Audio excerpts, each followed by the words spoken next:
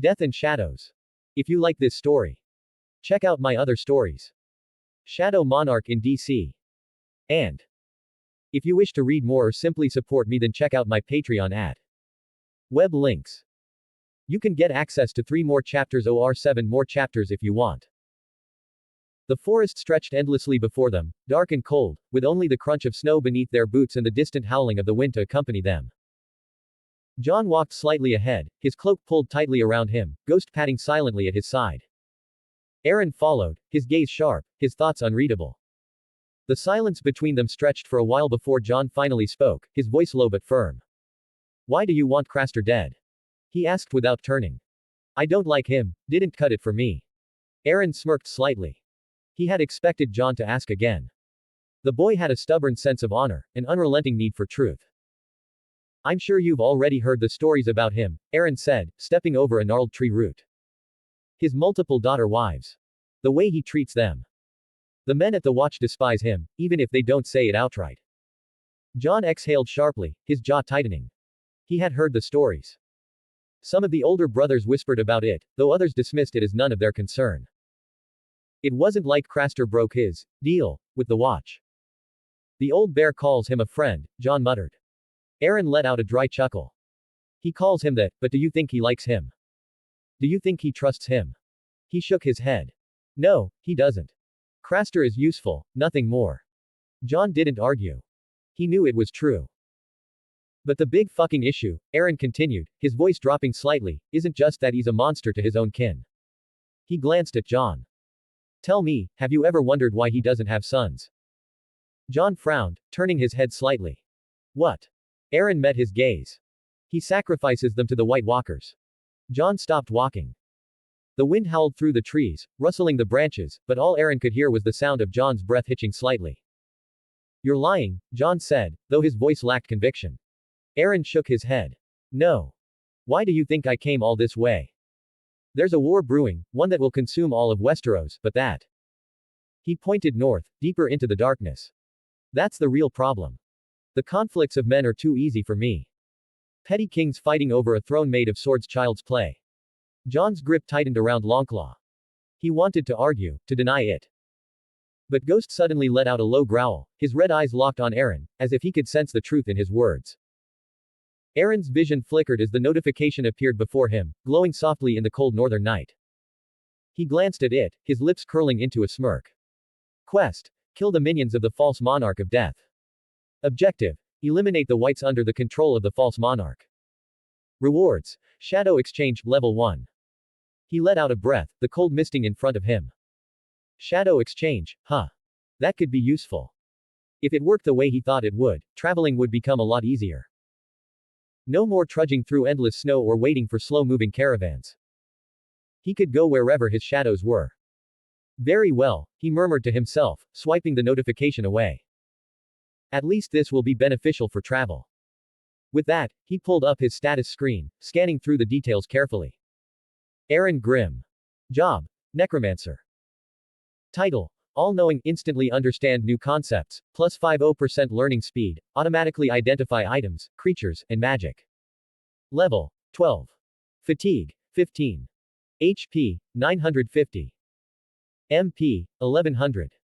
Strength: 49. Health: 27. Agility: 21. Intelligence: 30. Sense: 21. Available ability points: 21 right pointing arrow 0. Passive skill. Tenacity, Level 1, increased endurance and resistance to pain. Skills. Ruler's Authority.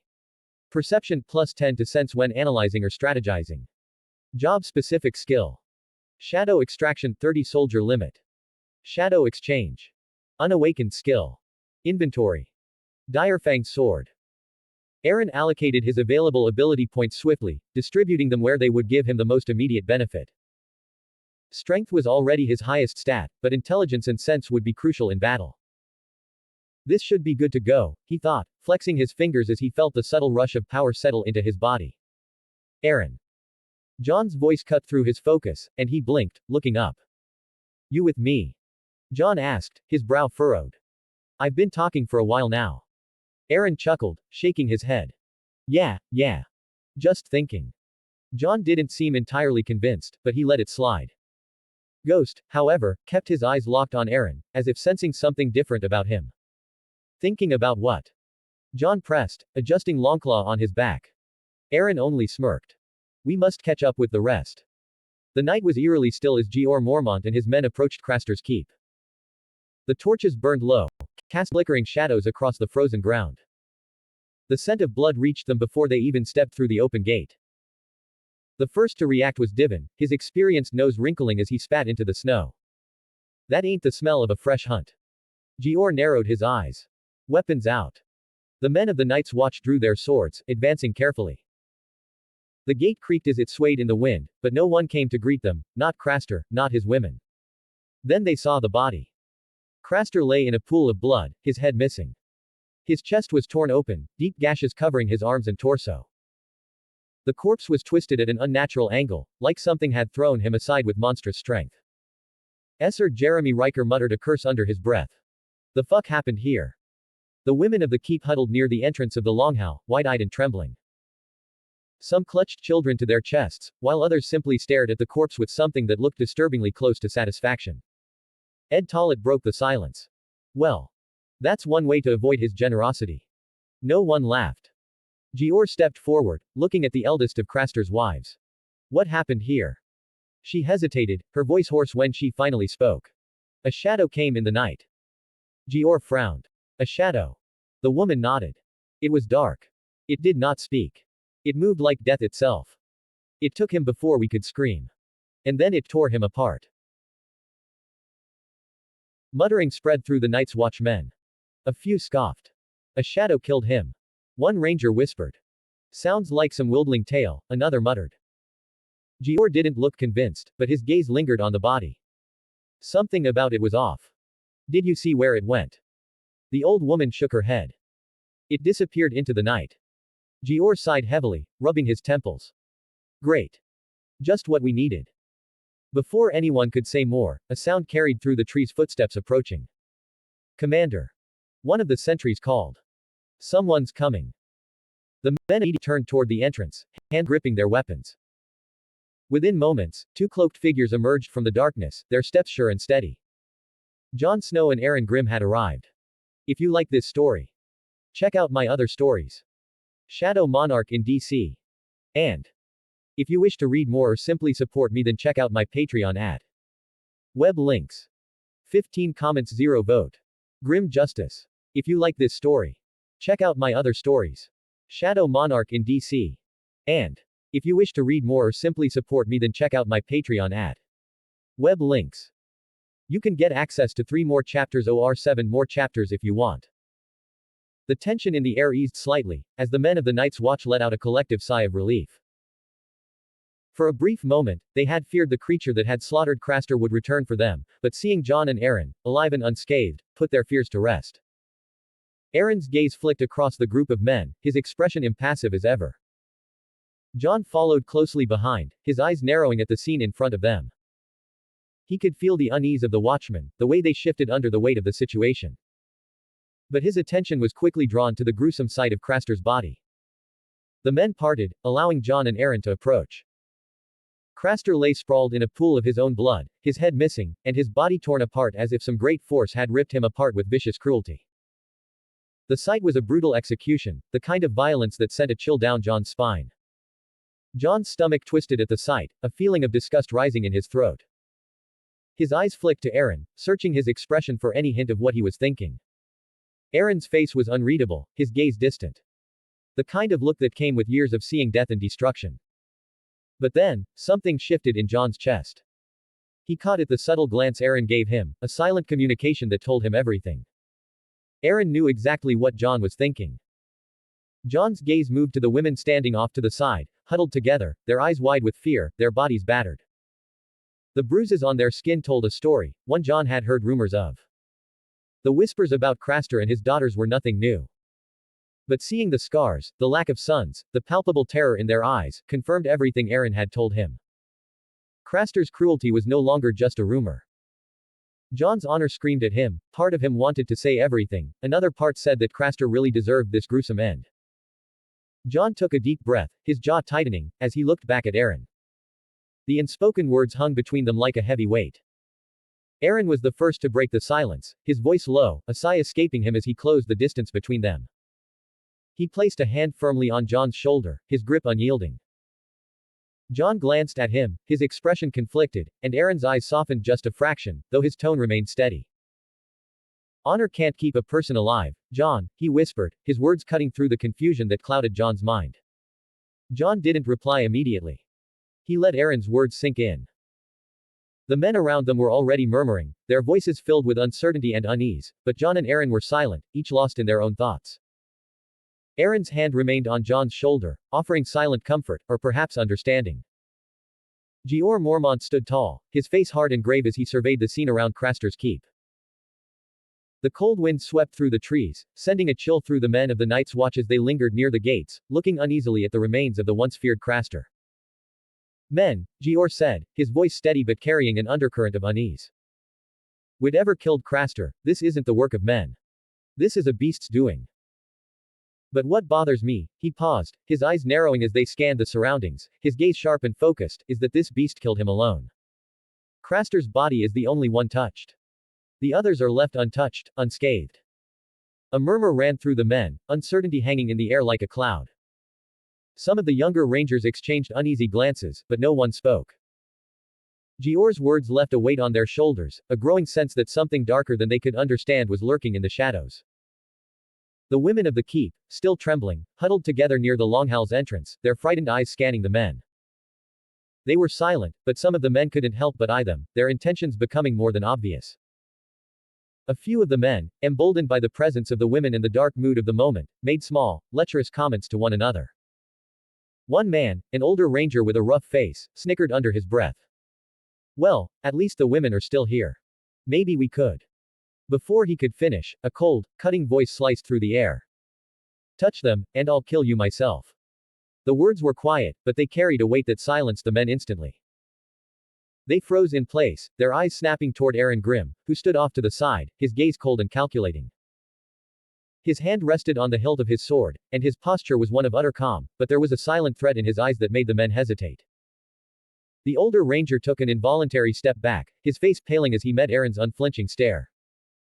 The threat wasn't just in the words, it was in the way Aeron stood, like a predator waiting to strike. No need for threats, Jeor said, his voice carrying over the group. He paused, locking eyes with the men who had been eyeing the women. Because I'll do that myself. One of the men shifted uncomfortably, his gaze flicking to Aeron before returning to the ground. No one dared to make another move toward the women. Aeron didn't say another word, his expression still unreadable, but there was a faint glimmer of approval in his eyes. He knew Jeor's authority was enough to keep things in line.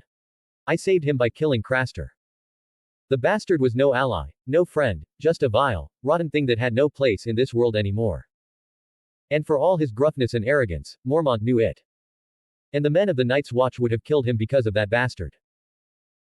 He thought with a small, bitter chuckle, still, it didn't hurt to remind the men just how easily things could turn deadly. Aeron's gaze lingered on the shifting shadows cast by the flickering torches around Craster's keep. Despite the cold that bit into his skin and the unsettling silence of the night, his mind was elsewhere. My shadows still didn't find anything. He thought, a hint of frustration curling at the edge of his thoughts. They're not easy to track. They know how to hide themselves from even my eyes. I'm the only being in this world that can pose a threat to the Night King, he thought, his gaze narrowing as the weight of his own words settled over him. If I kill him now, Aeron thought, allowing the dangerous idea to take root. It would be beneficial to me. The rewards could be endless. Eliminating him would eliminate the greatest threat this world has ever seen, leaving myself alone. Despite the unease, Mormont's voice was steady, carrying through the cold night. All right, men. Settle down for the night, he commanded, his tone gruff. Take only what we can carry.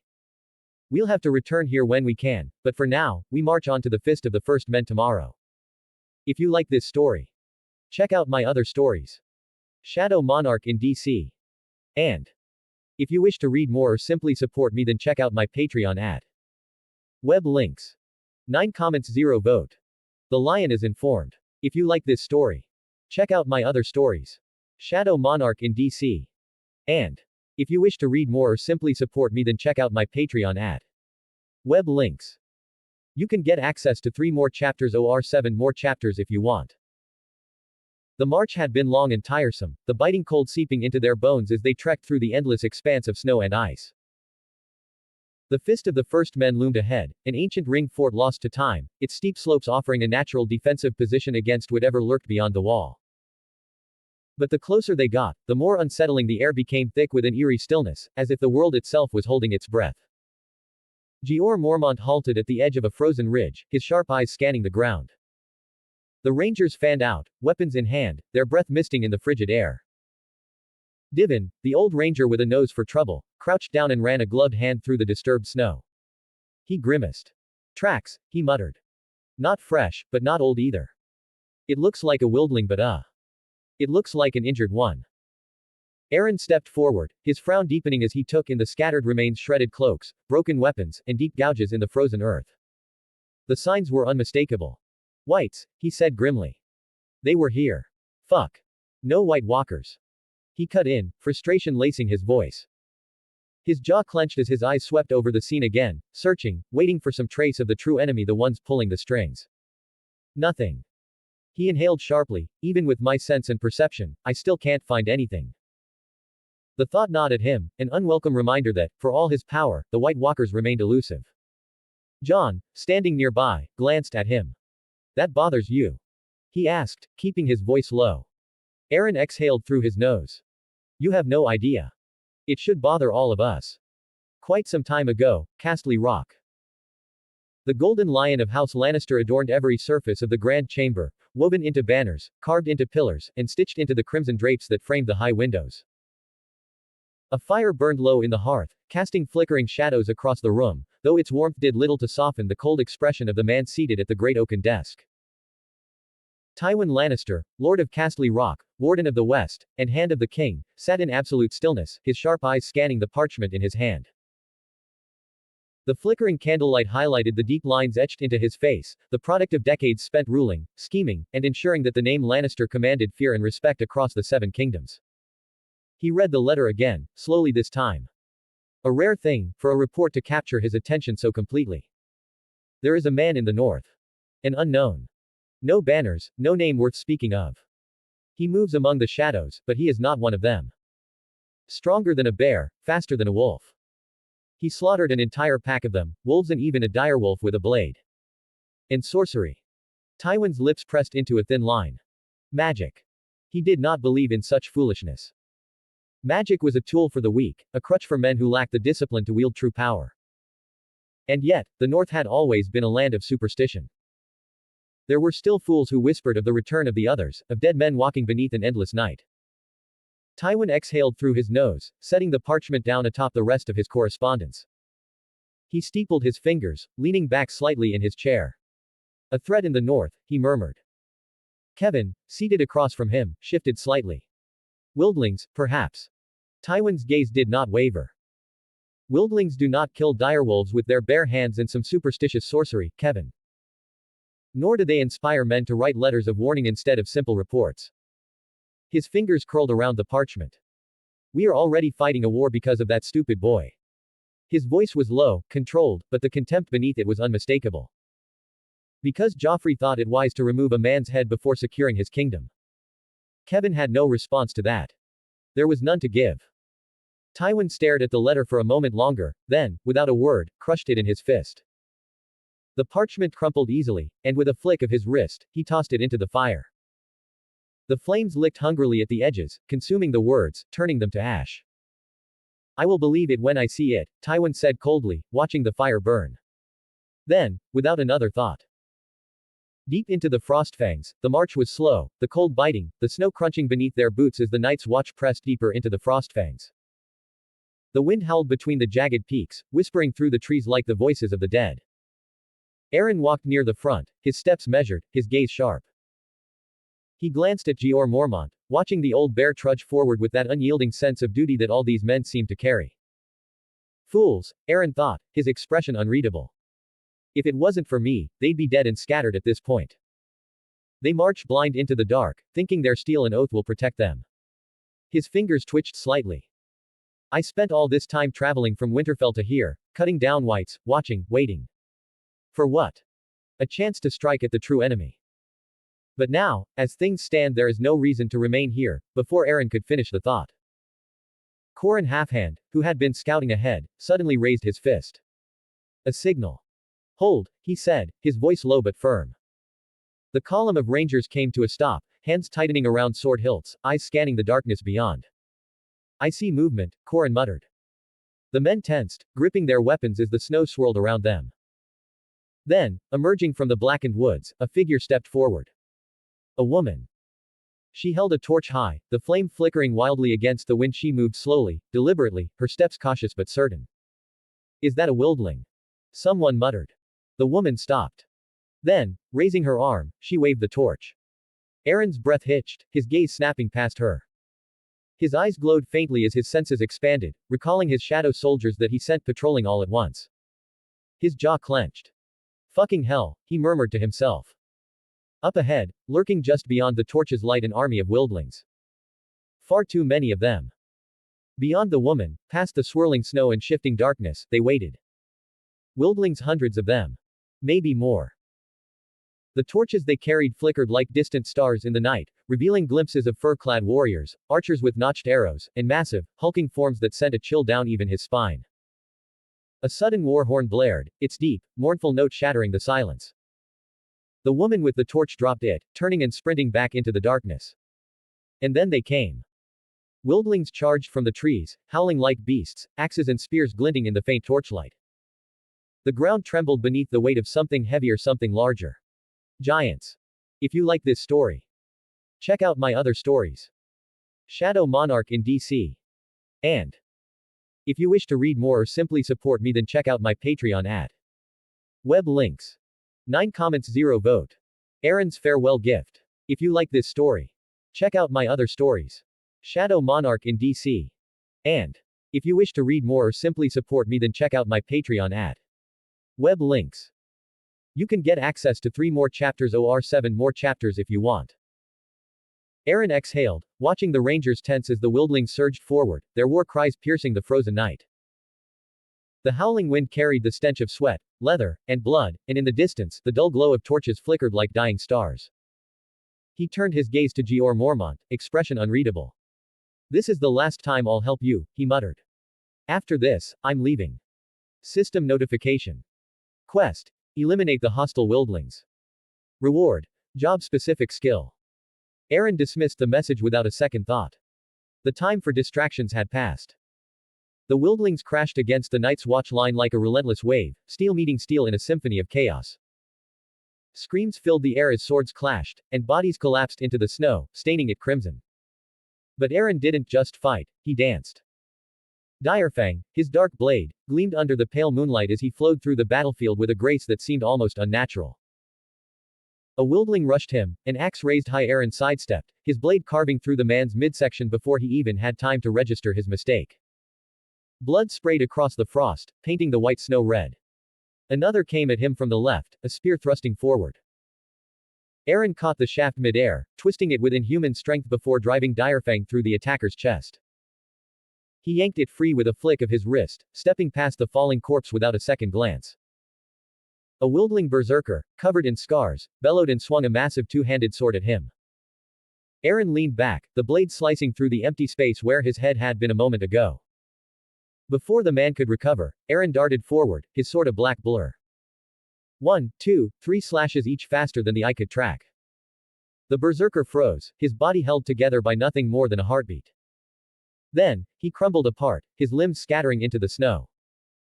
Aeron's was a reaper on the battlefield, a specter of death clad in black. Then the ground trembled. A deep, guttural roar split the air as a giant charged through the ranks, swinging a club as thick as a tree trunk. Men screamed and scattered as the monstrous creature plowed forward, flattening everything in its path. Aeron didn't flinch. The giant's club came down, aiming to turn him into a smear in the snow, but Aeron simply raised his hand. Ruler's authority.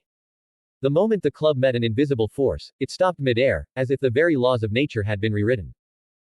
The giant's arm twisted unnaturally, bones snapping with an audible crack as the massive creature howled in agony. Aeron's lips curled into a smirk.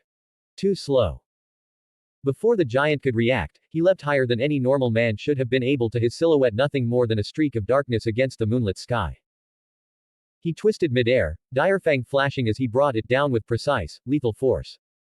The giant's head separated cleanly from its shoulders. A moment of silence followed. Then the massive corpse collapsed, sending a wave of snow and ice billowing outward. Aeron landed gracefully, shaking off the blood that dripped from Direfang's edge. The battlefield had fallen into a hushed pause, both wildlings and rangers momentarily stunned by the spectacle. But Aeron wasn't done. He stepped forward, placing a hand on the fallen giant's corpse. His voice was calm, yet it carried across the frozen wasteland. Arise. The effect was immediate. The shadows around him writhed, coming out the giant's body like living tendrils. The corpse twitched, then convulsed violently as something unnatural took hold. Its skin darkened, its eyes flickered with eerie blue light. And then, with a deep, rattling breath, it rose. Aeron scratched the back of his head, glancing at his newest shadow soldier. Ah, fuck it, he muttered. You'll be called giant. The undead giant let out a low, guttural growl, awaiting his command. Aeron sat atop the fallen giant's corpse, completely at ease, his black cloak draped over his shoulder like a king surveying his domain. He raised Direfang, his sword glinting menacingly under the pale light. Then, with a mere gesture, the giant moved. It lurched forward, its massive hands reaching out like death itself. With a single swing of its rotting shadow club, it sent a group of wildlings flying, their bodies breaking upon impact, bones shattering like twigs. Some screamed, some ran, but it didn't matter, the undead did not tire. The Rangers of the Night's Watch had fought many battles, faced death 1,000 times over, but this was something else. They stared in horrified awe, gripping their swords with shaking hands. Some instinctively took a step back, their faces drained of color. What in the fuck is that? One of them whispered, his voice barely holding together. Is that one of them? Another ranger stammered. He brought the fucking thing back. That's not natural. What kind of sorcery is this? John alone remained still. He had already seen Aeron do this before. This was just another reminder of how different he was. Aeron barely paid them any mind. He exhaled, his cold gaze flickering between the terrified rangers. Then, he simply said. Sorcery. That's all you need to know. And just like that, it was over. The remaining wildlings lay dead, cut down with ease. Without Aeron, the battle would have dragged on, but with his presence, his power, it ended swiftly. With the fight done, Aeron strode forward, making his way toward Jeor Mormont. The old bear met his gaze, his expression unreadable, but his eyes carried the weight of a man who had just witnessed the impossible. Aeron didn't wait for him to speak. Here's my proposition to all of you. His voice was calm but carried the weight of command. Send someone to that wildling army. Or go yourselves. Seek peace. Mormont narrowed his eyes. Peace. Aeron scoffed. Yes. Because there is something out there that won't care whether you wear black cloaks or furs. It will kill you all just the same. He let his gaze drift over the remaining rangers. Or, you can continue fighting them like the fools you are and die. The rangers murmured among themselves, uneasy. Some looked at each other as if considering his words, others clenched their jaws in stubborn defiance. Then, a sneering voice cut through the silence. Carl Tanner, ever the arrogant coward, spat on the ground and sneered. Peace with wildlings. Go fuck yourself, sorcerer. Aeron moved before anyone could even blink. A blur of motion, Direfang flashed and Carl Tanner's head separated from his shoulders. A brief pause, a stunned silence, then his body collapsed, blood spilling onto the snow in a steaming pool. The rangers recoiled, some gasping in shock, others stumbling backward as if they had just now realized what Aeron truly was. Mormont remained rigid, his face unreadable, but even he did not move. Aeron smoothly sheathed his sword, barely acknowledging what he had done. Then, he smirked, cold and sharp. Consider that my farewell gift, killing a bad thorn. The weight of his words settled. Carl Tanner had been a poison among them. And Aeron had removed him like cutting away rot. No one dared to argue. Aeron turned to John, who had been watching him intently. Good luck out there, John. His voice held something unreadable. Just know that you're wasting your time and talent with the watch. John's frown deepened, but before he could speak, Aeron had already brushed past him, subtly attaching a shadow soldier to him.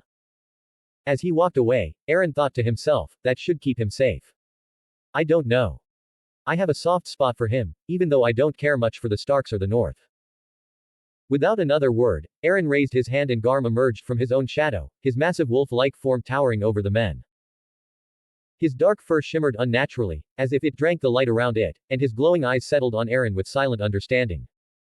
Aeron hopped onto Garm's back with ease. I've wasted too much time here already, he muttered. Then, they moved.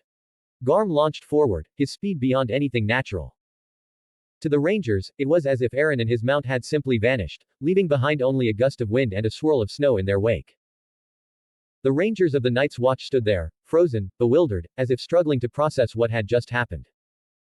Corran Halfhand finally exhaled, shaking his head. That is not a man.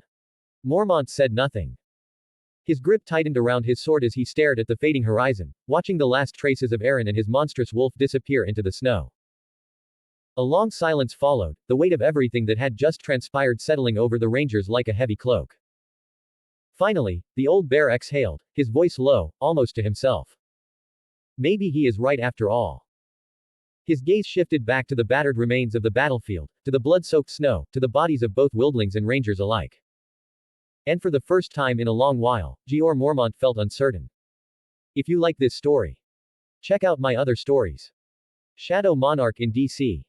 And if you wish to read more or simply support me, then check out my Patreon at web links. 14 comments 0 vote. Shadow of the North. If you like this story, check out my other stories. Shadow Monarch in DC. And if you wish to read more or simply support me, then check out my Patreon at web links. You can get access to 3 more chapters or 7 more chapters if you want. Dash. The cold wind howled through the jagged peaks of the Frostfangs, biting against Aeron's skin even through his cloak. Seated atop Garm's broad back, he absent-mindedly flicked through his system notifications, his glowing purple eyes scanning the floating text. System notification. Quest. Eliminate the hostile wildlings, completed. Leveled up. Leveled up. Leveled up. Shadow Army increased to 50. Job-specific skill. Monarch's domain unlocked. Aeron let out a low chuckle. How convenient, he murmured. I can teleport back to Winterfell if I want to, as long as Raya hasn't moved somewhere else. He exhaled, adjusting his grip on Direfang. I didn't get to do what I originally wanted here, but it's fine. The only real issue is. His jaw clenched. I wasted too much time. The War of the Five Kings is already in motion.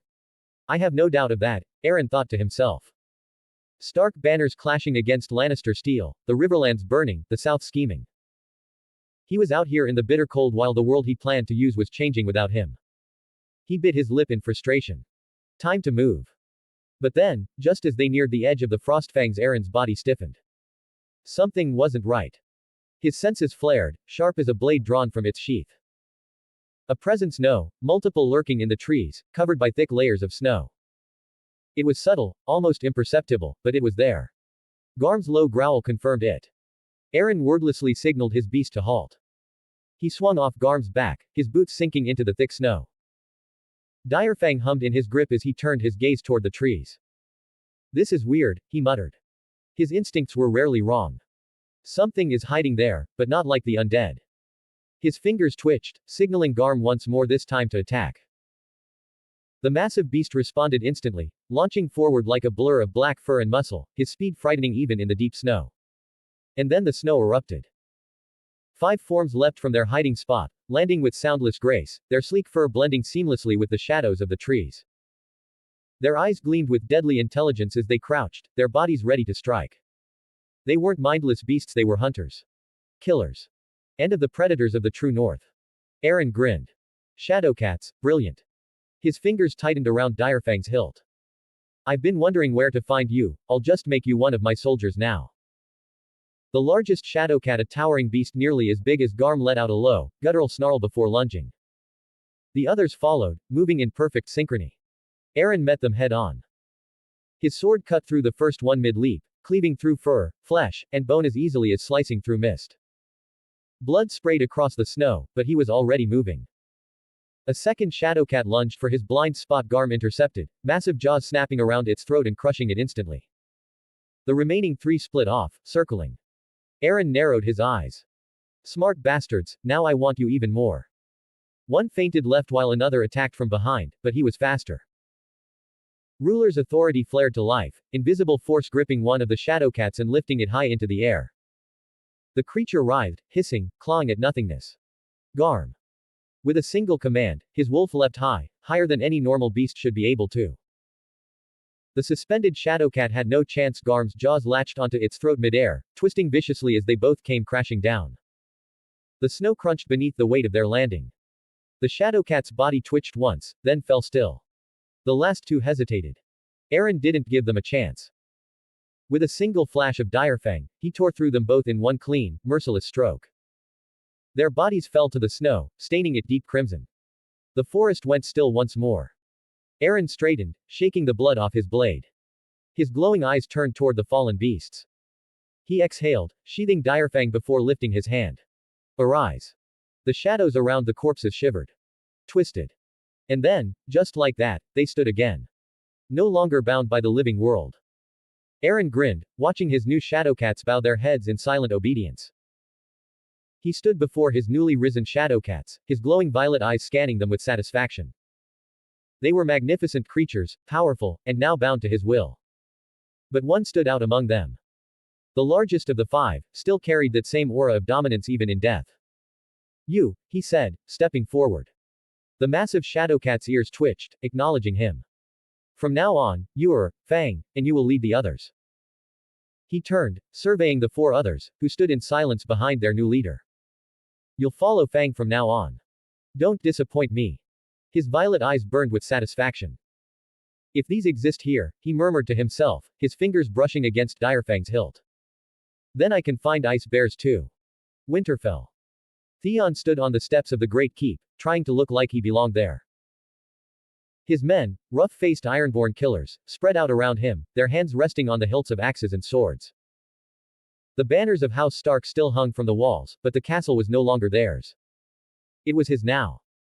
The people of Winterfell were gathered in the courtyard, cold and angry, their breath misting in the morning air. He could feel their eyes on him, full of hatred.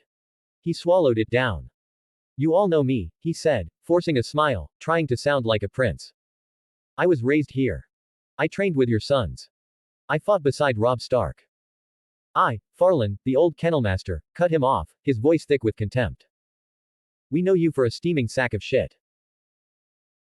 Few chuckles, low and bitter, spread through the crowd. Some of the guards exchanged glances, uneasy. Theon's smile twitched. Then it was gone. Beat him, he said flatly. His men moved fast. The first punch slammed into Farlan's gut, making him double over with a grunt. The second was a backhand across his face, splitting his lip. He hit the ground hard, blood dripping onto the dirt. Theon looked over the crowd, daring someone else to speak. Daring them to defy him. And then, my man already warned me about you, a woman's voice rang out. You are no prince. Theon's eyes snapped toward her. Raya. She stood tall, arms crossed, dark eyes burning. She wasn't afraid. She wasn't even trying to hide her disgust. Theon clenched his jaw. A lowborn woman daring to challenge him, in front of everyone. You should watch your tongue, he said, stepping forward. His voice was quieter now, more dangerous. Your man isn't here, is he? Raya tilted her head. Yes, he is. Fighting up north. Theon let out a short, mocking laugh. His men joined in, jeering. North. You mean the wall? He grinned, eyes glinting with cruelty. Your man's a criminal sent to freeze and die with the rest of the filth. More laughter. Some of his men spat, others smirked. Raya didn't flinch. Maybe not. But he knew you'd do this. Knew you'd turn your back on the Starks. And look at you now, stealing a castle from children, from the people who raised you. You're a traitor, Greyjoy. That's all you are. A few murmurs stirred in the crowd. Someone spat on the ground. Theon's jaw clenched. His grip tightened around the hilt of his sword. Shut her up, he snapped. One of his raiders seized her by the arm, yanking her forward. She didn't struggle, didn't fight, just stared at Theon with that same look. Like he was something small. Something weak. You think this makes you a prince? She asked, voice steady as steel. Beating on your own people. Taking a castle without a fight. That's not the way of the North, Greyjoy. Theon's blood boiled. His hand itched for his sword, but he forced himself to stay still. He had to control this. Had to show them he wasn't some boy playing war. One of his men, a brute with a scarred face and rotten teeth, grinned and spat at the ground. Let me cut her throat, my lord. To teach the others some respect. Theon shook his head, smirking. No. She's too pretty for a peasant to be cut down so easily. His gaze flickered over Raya with something between amusement and malice. Use her however you see fit. The raiders chuckled darkly. The one holding her yanked at her arm, already reaching for the laces of her tunic. Then the shadows moved. A sword emerged from the darkness beneath Raya's feet. A heartbeat later, a figure followed, a monstrous shape wreathed in black mist, purple eyes burning like cold fire. The shadow soldier rose from the ground like a specter of death and drove its blade straight through the raider's throat. The man choked, blood bubbling from his mouth. His hands clawed at the sword lodged in his neck, but the shadow twisted the blade before ripping it free. His lifeless body collapsed in the dirt. The entire courtyard froze at the sight of this. If you like this story, check out my other stories. Shadow Monarch in DC. And if you wish to read more or simply support me, then check out my Patreon at web links. 18 comments 0 vote. No place for the weak. If you like this story, check out my other stories. Shadow Monarch in DC. If you wish to read more or simply support me, then check out my Patreon at web links. You can get access to 3 more chapters or 7 more chapters if you want. Aeron exhaled sharply, watching the last of the massive ice bear slump into the snow, steam rising from its wounds. Its thick white fur was stained crimson, its heavy breath rasping as life drained from its body. It had taken hours to track this one, longer than expected. Even with Garm's nose and his own heightened senses, the beast had been elusive, blending into the frost-covered wilderness like a ghost. It had led him on a relentless chase through the mountains, forcing him to push himself harder than necessary. But in the end, it fell like all the others. Aeron strode forward, Direfang still humming with dark energy in his grip. He pressed the tip of his blade against the dying bear's chest, purple mist swirling around him like a cloak. Arise. The ground trembled.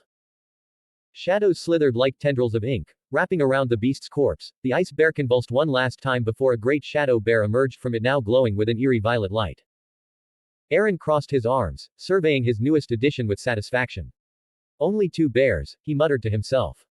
His lips curled into a smirk. Well, it should be enough. With a wave of his hand, a system window flickered into existence before him. Aeron Grim.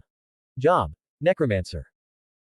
Title: All-knowing, instantly understand new concepts, plus 50% learning speed, automatically identify items, creatures, and magic. Level: 20. Fatigue: 20. HP: 1550 MP, 2500.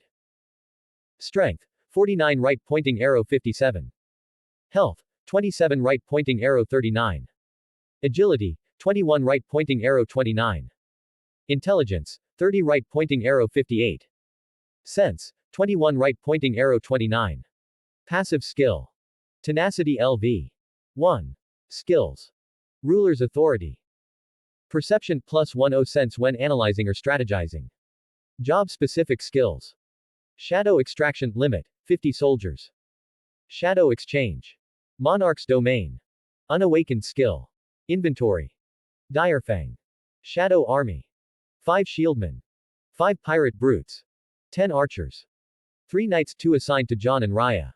1 giant. Garm, direwolf. 4 wolves. Fang, Shadowcat leader, and 4 Shadowcats. 2 ice bears. Total: 38 50ths. Aeron rolled his shoulders, his body still thrumming with the aftereffects of battle. He lifted his head, purple eyes glowing in the dim light of dusk. Come out. A ripple passed through the air. From the darkness, they emerged. His entire army materialized in an instant, figures of pure shadow standing motionless yet radiating raw power. The archers lined up in formation, bows at the ready. The shieldmen and knights loomed like immovable sentinels. The pirate brutes, scarred and imposing, rested their massive weapons against their shoulders. All kneeling. Then came the giant, its massive undead form towering over the others, mist curling from its lifeless mouth.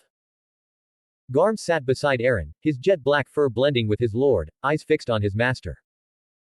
Fang and the Shadowcats prowled around the ice bears, their steps soundless on the snow. Aeron observed them all, taking in the force he had built with nothing but death and willpower. His heart pounded, not with fear, but with something close to excitement. He grinned. I'd say it's not a bad army to start with. Then, suddenly, a sharp tug at his chest. His smirk faltered. His mana was dropping. Aeron stiffened, eyes narrowing as he opened his status again. His MP was draining, slowly, but steadily. Not enough to be alarming, but just enough to be felt. He frowned. John. He muttered. No, it's not coming from him. He focused. It was far. Very far. His eyes darkened as realization hit. Raya. Aeron's fingers clenched around Direfang. Exchange. Winterfell. Chaos was in the yard. Steel clashed against steel, the screeching of boots on blood-soaked stone, the screams of dying men filled the air. And amidst all that the lone Shadow Knight, enveloped by blades, his blackened armor pierced in a dozen places, would not fall. But the swords sank in his body and cut deep and then stitched back in an instant.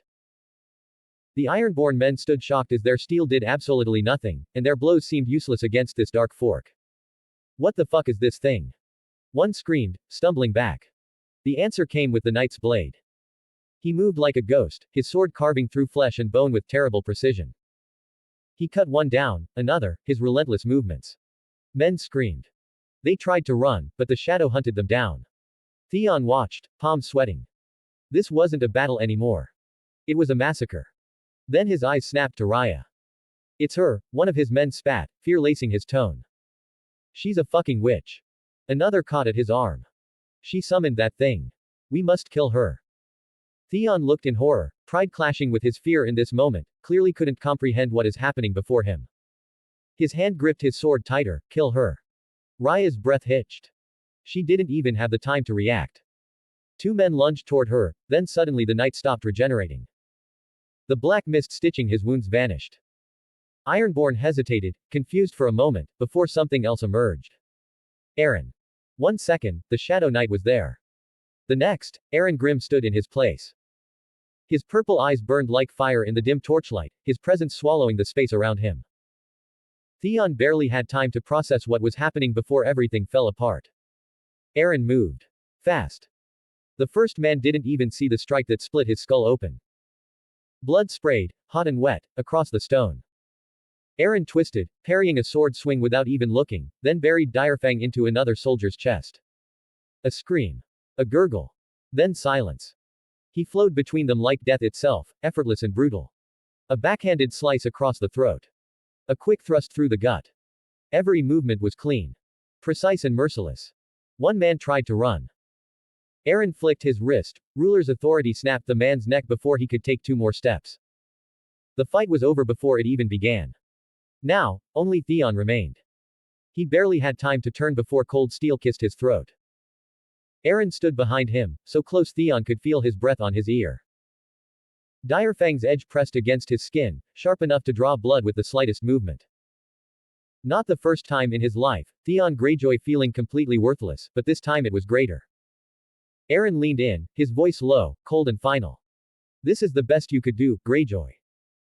Stealing castles, your own brother's castle no less, executing girls.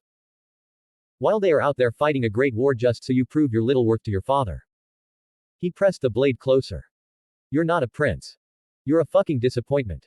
If you like this story, check out my other stories. Shadow Monarch in DC. If you wish to read more or simply support me, then check out my Patreon at web links. 19 comments 0 vote. Download the app for greater interaction. You can chat with me about my writing experience apart from the comments section. FrenzyAren. Download app now. The Shadow Monarch's Royal Decree. If you like this story, check out my other stories. Shadow Monarch in DC. If you wish to read more or simply support me, then check out my Patreon at web links. You can get access to 3 more chapters or 7 more chapters if you want. Theon's breath came shallow, his chest rising and falling as he stood frozen, steel cold against his throat. His hands twitched at his sides, but he dared not move. He'd seen how fast Aeron was. The courtyard was dead silent. All eyes were on them. Aeron's grip on Direfang was steady, unshaken. His voice was calm, yet it carried with it the weight of a storm. You're going to send a letter, he said, his words like whips. To your father. To your sister. To whoever the fuck will listen. Tell them Winterfell is yours now. Tell them you need men. Tell them you need an army to keep it. Theon's eyes scanned around, his gaze searching wildly. What? He stuttered. Why? What the fuck are you? Aeron did not blink. The only reason you're still breathing is because I can still use you. Theon's jaw clenched as his mind scrambled, rattling for a way out. Wanted to deny it, wanted to push back, but something in Aeron's eyes made him understand the truth of his words. That there was no way out. Aeron went on, voice low and dangerous. You want to be a prince? Then act like one. Get your men. March to the Dreadfort. Kill the Boltons. Burn their fucking house to the ground. Theon let out a sharp breath. You want me to march on the Boltons? He let out a short, bitter laugh. Are you insane? They are one of Stark's most loyal bannermen. Aeron's eyes flashed. I'm doing you a favor, most of their men are with Robb right now. He pressed the blade just enough to make Theon flinch. I want my kingdom stable. And bad weeds need to be pulled out at the root. Theon swallowed hard. He knew what this was. An order. A command. A death sentence. But the alternative. The alternative was death right now. His fingers curled into fists. Aeron cocked his head to one side. So what's it going to be, Greyjoy? A chance to be something more. His voice was back down to a whisper. Or do I spill your guts right here and now? Theon couldn't breathe. Everything in him screamed to run, but his legs would not obey. He saw it in Aeron's eyes. He meant it. Finally, after a long, agonizing silence, Theon exhaled sharply through his nose. His pride burned in his chest like acid, but he had no choice. Fine. Fine. He muttered. I'll do it. Aeron studied him for a long moment, then pulled the blade away. Theon's knees nearly buckled from relief. Then, from behind them, a voice, soft, breathless, disbelieving. Aeron. He turned. Raya stood there, staring at him like she couldn't believe he was real. You're actually back. For the first time since he had come to Winterfell, Aeron allowed himself to smirk. The air was heavy in the great hall of Winterfell, and all that could be heard was the far howl of the wind beyond the castle walls. But already Aeron's interest had wandered elsewhere. His bright violet eyes fixed on Maester Luwin, the old man near the hearth, with years and duties marked upon his features. Glad I made it here while you're still alive, Maester. Aeron's voice was steady, but there was something behind it, something that ran a shiver down the old man's spine. I know where your loyalty lies. I know you can't betray the Starks. He tilted his head to one side. That's good. I don't want you to. Aeron added. Luwin's lips compressed into a thin line. Then what is it you do want, Aeron Grim of Bear Island? Aeron's smile was barely perceptible, a ghost of amusement at the corner of his mouth. Ravens. Luwin frowned. Ravens. Aeron nodded, stepping forward. The firelight cast long shadows over his face. You're going to send letters. To every lord. To every self-proclaimed king. To the south. To the Riverlands, where Robb Stark is waging his war. Luwin studied him carefully, eyes filled with quiet wisdom. You have quite the reach for a man who once set out for the wall. Aeron chuckled, a small, dry sound. And I'm still that man. And now I'm back. His eyes seemed to darken. And I want you to send a raven to King's Landing. Luwin hesitated. And what would you have me say? Aeron exhaled, his voice dropping into something deeper, something final. Tell them this, the true Lord of the Seven Kingdoms is coming. And it's not a Baratheon, not Lannister or a Stark. It's not one of the petty 5 kings playing at war. He took another step closer, his eyes ablaze with the power now resident within him. Tell them, the Shadow Monarch is coming for them. Silence. The words hung in the air heavy, undeniable. Luwin, to his credit, did not recoil. Still, there was something in his face, something half between fear and understanding. Even Raya, who was only a few feet away from them, stared on in wonder. Finally, Luwin gave a slow, deliberate nod. I will send your ravens, Aeron Grim. Aeron smiled, pleased. Good. The tension in the hall had not eased, and the looming presence of Aeron Grim only made the atmosphere heavier. Beside him stood Bran Stark, his young face serious, clutching at his brother Rickon, who was holding onto his older brother for support. Across from them, Ser Rodrik stood with his arms crossed, his eyes fixed on Aeron with a wary, calculating gaze. About the Boltons, Ser Rodrik began, his voice firm. Are you certain of what you have said, sorcerer? Aeron didn't flinch, didn't even blink. He glanced around him, his violet eyes flashing for a moment as he considered the question. I am, he stated, his voice steady. Roose Bolton is a threat, he's already under Tywin's mercy.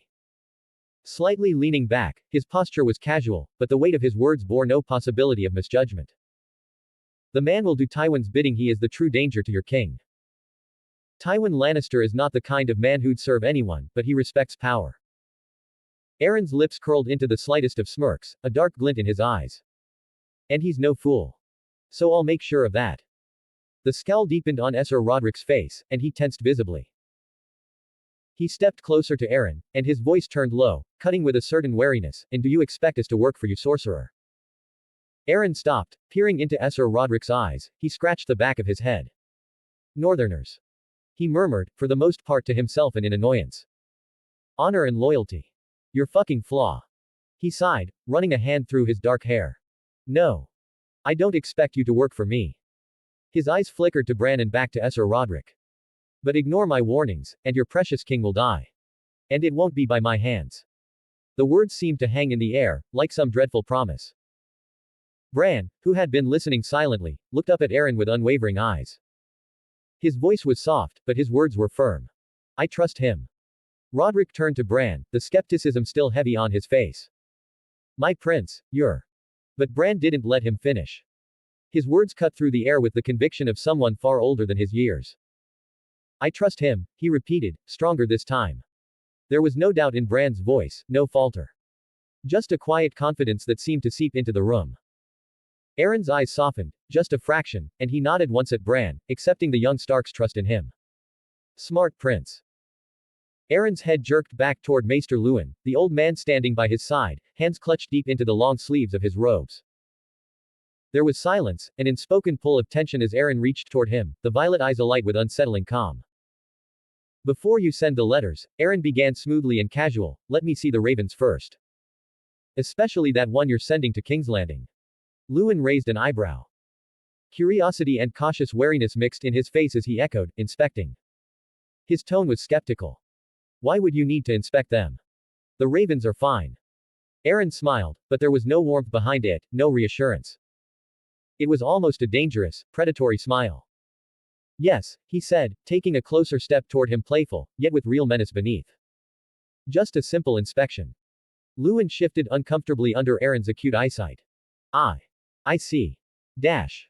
If you like this story, check out my other stories. Shadow Monarch in DC. If you wish to read more or simply support me, then check out my Patreon at web links. 16 comments 0 vote. The Shadow Monarch is real. If you like this story, check out my other stories. Shadow Monarch in DC. If you wish to read more or simply support me, then check out my Patreon at web links. You can get access to 3 more chapters or 7 more chapters if you want. Dash. Aeron stood on the battlements at Winterfell, the wind cold against his face, tugging at his cloak, as he watched the ravens vanish into the night. He blew out a slow breath, a smile playing upon his lips. I've assigned shadow soldiers to the ravens. Now we wait. Turning back, he found Maester Luwin staring at him warily. You're done with inspecting them, then? The old man said with suspicion laced in his voice. Aeron nodded. I am. Luwin hesitated a moment. You know the lords of Westeros will laugh at those letters. They haven't seen what we have. Aeron chuckled, his head swinging. Oh, I'm aware. They laughed at Aegon too. He took a step forward, his hand rising. In an instant, his army of shadows materialized behind him, soldiers clad in black, beasts with glowing eyes, a monstrous direwolf standing like a specter of death. The weight of their presence made the air feel heavy. I have enough power right now to take Westeros and Essos both. No one could stop me. His voice was calm, but beneath it, a storm brewed. He turned his gaze to Luwin. But I'd leave a trail of death and destruction in my wake. And I'd rather not. Luwin watched him closely, his old hands clenching in his robes. That's why I'm offering them the choice to bend the knee, peacefully. Aeron furthered, the same offer Aegon made when he conquered these realms. And all it took for him was 3 mortal dragons. A thick silence followed. There was nothing Luwin could say. Aeron let the mass of his statement hang for a second before adding, I am not staying in Winterfell, Maester. So, you don't have to worry about me doing something here. Aeron's violet eyes came to rest on Bran Stark. As you are the Lord of Winterfell in your brother's stead, I have a favor to ask of you. Bran, seated in his brother's high seat, straightened. What is it? Have House Flint of Widows watch ready a ship for me, and some men to crew it. His voice was even, yet weighty. He looked at Maester Luwin, then back at Aeron. After a moment, he nodded. Fine. He turned to Luwin. See it done. Luwin hesitated but finally bowed his head. As you command, my lord.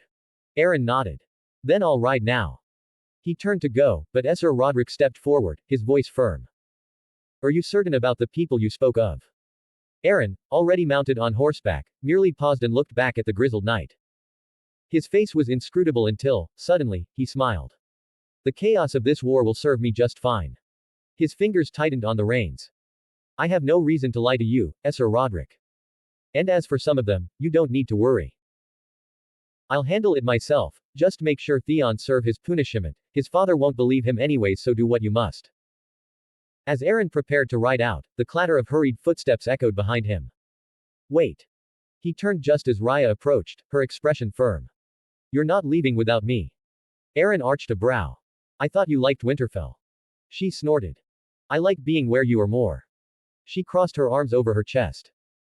Besides, if you're sailing off to God's nowhere, someone has to keep you in check. As Aeron swung himself onto Garm's broad back, he felt the direwolf shift beneath him, muscles coiled like taut steel.